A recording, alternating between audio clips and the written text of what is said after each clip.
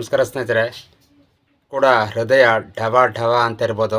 ನಿಜವಾಗ್ಲೂ ಈಗ SSLC ಪರೀಕ್ಷೆ ಬರೆದಿರ್ತಕ್ಕಂತಹ ಪರೀಕ್ಷಾರ್ಥಿಗಳು, ವಿದ್ಯಾರ್ಥಿಗಳು ಹಾಗೂ ಪೋಷಕರಲ್ಲಿ ನನ್ನದೊಂದು ಕಿವಿ ಮಾತು, ದಯವಿಟ್ಟು ಅನ್ಯತಾ ಭಾವಿಸಬೇಡಿ. ಹೆಚ್ಚಿನ ಆತಂಕ, ಒಂದು ಕುತೂಹಲ, ಎಮೋಷನಲ್ ಎಲ್ಲ ಆಗ್ತಕ್ಕಂಥದ್ದು ಪೋಷಕರಿಗೆ.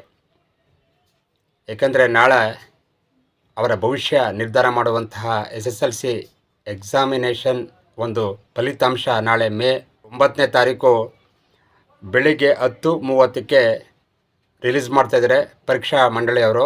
ಹಾಗಾಗಿ ಹೆಚ್ಚಿನ ಆತಂಕ ಇರತಕ್ಕಂಥದ್ದು ವಿದ್ಯಾರ್ಥಿಗಳಿಗಿರಬೇಕು. ಆದರೆ ಇಲ್ಲಿ ಪೋಷಕರಿಗೆ ಬಹಳ ಆತಂಕ ಇದೆ.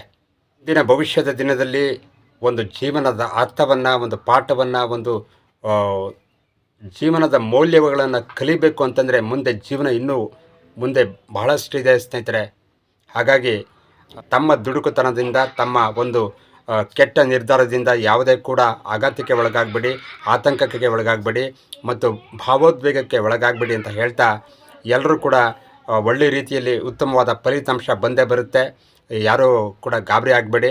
ಏನೋ ಅಂಕಗಳು ಸ್ವಲ್ಪ ಕಡಿಮೆ ಆಗಿರ್ಬೋದು ಅಷ್ಟೇ, ಆದರೆ ಎಲ್ಲರೂ ಕೂಡ ಉತ್ತಮ ರೀತಿಯಲ್ಲಿ ಪಾಸ್ ಆಗಲಿ ಅಂತ ಆ ದೇವರಲ್ಲಿ ಕೇಳ್ಕೊತಾ ಇದ್ದೀನಿ. ಹಾಗಾಗಿ ನೀವು ನೋಡಬೇಕಾಗಿರ್ತಕ್ಕಂಥದ್ದು ಜೀವನ ಮುಂದಕ್ಕೆ ಇನ್ನೂ ಇದೆ.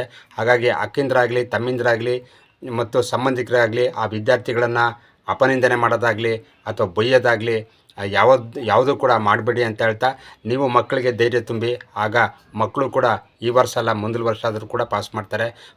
ಪಾಸ್ ಅಲ್ಲ, ಬರೀ ಪಾಸ್ ಅಲ್ಲ, ಅದು ಫಸ್ಟ್ ಕ್ಲಾಸಲ್ಲಿ ಉತ್ತಮ ಶ್ರೇಣಿಯಲ್ಲಿ ಅವರು ಪಾಸ್ ಮಾಡ್ತಾರೆ ಅಂತ ಹೇಳ್ತಾ, ನಿಜವಾಗ್ಲೂ ದಯವಿಟ್ಟು ಯಾರೋ ಫಲಿತಾಂಶ ಅದು ಹೇಗೆ ಬರಲಿ, ಅದು ಯಾವ ರೀತಿಯೇ ಬರಲಿ, ಕಡಿಮೆ ಅಂಕಗಳು ತಗಲಿ, ವಿದ್ಯಾರ್ಥಿಗಳಿಗೆ ಯಾವತ್ತೂ ಕೂಡ ಬೈಯೋದಾಗಲಿ, ಅಕ್ಕಿಂದರಾಗಲಿ, ತಮ್ಮಿಂದರಾಗಲಿ, ಸಂಬಂಧಿಕರಾಗಲಿ ಯಾರು ಕೂಡ ಅವರನ್ನು ಬೈಯಬಾರ್ದು. ಮುಂದಿನ ದಿನದಲ್ಲಿ ಫಲಿತಾಂಶ ಏನೇ ಬರಲಿ ಅದನ್ನು ಸಮಾನವಾಗಿ ಸ್ವೀಕರಿಸಿ ಒಳ್ಳೆಯ ರೀತಿಯಲ್ಲಿ ಬರೀತಕ್ಕಂತಹ ಒಂದು ಪ್ರೇರಣೆಯನ್ನು ವಿದ್ಯಾರ್ಥಿಗಳಿಗೆ ಕೊಡಬೇಕು. ನೀವೇ ಈಗ ಧೈರ್ಯವನ್ನು ಕೆಟ್ಟು ಪಾಪ ಮಕ್ಕಳ ಒಂದು ಭವಿಷ್ಯ ಏನಾಗಬೇಕು, ಅದಕ್ಕೆ ನೀವು ಸ್ವಲ್ಪ ಧೈರ್ಯ ತಗೊಳ್ಳಿ. ಆಮೇಲೆ ವಿದ್ಯಾರ್ಥಿಗಳಿಗೆ ಸ್ವಲ್ಪ ಸಮಾಧಾನ ತುಂಬುವಂತಹ ಒಂದು ಶಕ್ತಿಯನ್ನು ಆ ಮಕ್ಕಳಿಗೆ ತುಂಬಿ. ನಾನು ನಾಳೆ ಬರ್ತಕ್ಕಂತಹ ಮೇ 9ನೇ ತಾರೀಕು ಬೆಳಿಗ್ಗೆ 10:30ಕ್ಕೆ ರಿಸಲ್ಟ್ ಬರ್ತಾಯಿದೆ. ಹಾಗಾಗಿ ಎಲ್ಲ ನನ್ನ ಆತ್ಮೀಯ ಪೋಷಕರಲ್ಲಿ ಹಾಗೂ ವಿದ್ಯಾರ್ಥಿಗಳಲ್ಲಿ ಈ ಬರ್ತಕ್ಕಂತಹ ಫಲಿತಾಂಶ ಆ ಕಡಿಮೆ ಅಂಕ ಇದ್ದರೂ ಕೂಡ ಹಿಂದಿನ ವರ್ಷದ ಫಲಿತಾಂಶಕ್ಕೂ ಈ ವರ್ಷದ ಫಲಿತಾಂಶಕ್ಕೂ ಹೋಲಿಕೆ ಮಾಡ್ಕೋಬೇಡಿ. ಬಂದದ್ದು ಬರಲಿ, ಭಗವಂತನ ಒಂದು ದಯೆ ಇರಲಿ. ನಿಮ್ಮ ಒಂದು ಸತತ ಪ್ರಯತ್ನ, ನಿರಂತರ ಅಧ್ಯಯನ ಯಾವಾಗಲೂ ಕೂಡ ನಿಮ್ಮನ್ನು ಕಾಪಾಡುತ್ತೆ. ನೀವು ಸತತವಾಗಿ ಅಭ್ಯಾಸ ಮಾಡಿ, ನೀವು ಸತತವಾಗಿ ಓದಿ, ಚೆನ್ನಾಗಿ ಬರೀರಿ.